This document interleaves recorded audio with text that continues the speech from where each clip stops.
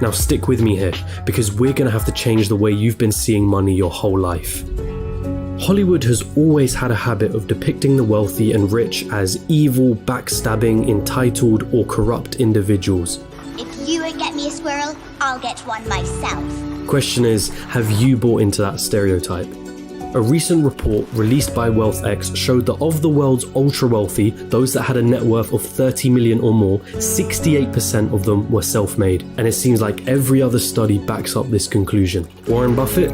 Self-made billionaire. Howard Schultz? Born in poverty. Oprah Winfrey? Born in poverty. Jeff Bezos? Self-made billionaire. Elon Musk? Self-made billionaire. Sarah Blakely? Self-made billionaire.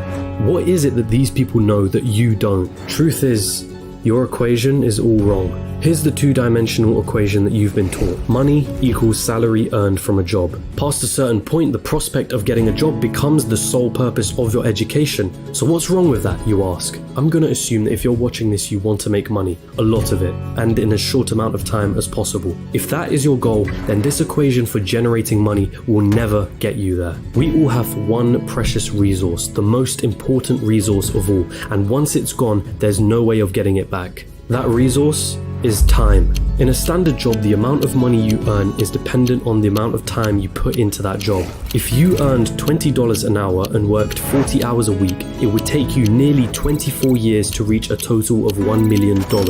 But that is without subtracting any taxes or any expenses that you will incur over 24 years. And let's not forget that inflation would make your $1 million less valuable. The reality is that on a salary of $20 an hour, you can only really be a millionaire at an old age by living frugally. And most of that precious resource known as time has slipped through your fingers. You traded all that time for money, and it wasn't even a substantial amount either.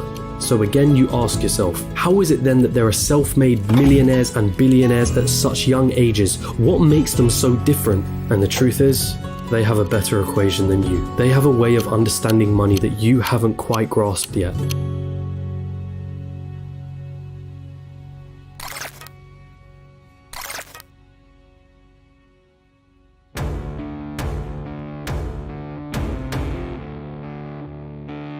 Pay very close attention now. Stop chasing money. In a capitalist society, the rules of the game are as follows. You are paid in proportion to the perceived value that you have. And the people that perceive your value, they are the market, the consumers of the economy. The market is you, your friends, your family, your neighbors, your country.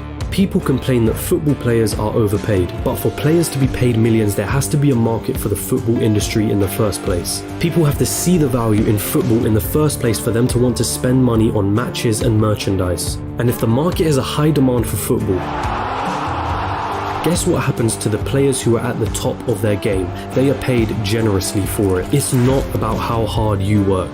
The cleaner that's sweating and tiring himself out every day is paid far less than the accountant sitting behind a desk. Why? Because the market perceives the value of what the cleaner does to be far less than the accountant. As harsh as it may sound, the cleaner can be replaced by anybody. It isn't difficult to learn how to do his job, and therefore the market will not pay him more than the accountant, the guy who spent years studying numbers, the guy who has saved his clients thousands on their taxes. But even so, we just discussed how getting a job isn't the right equation to amassing a great amount of wealth in as short a period of time.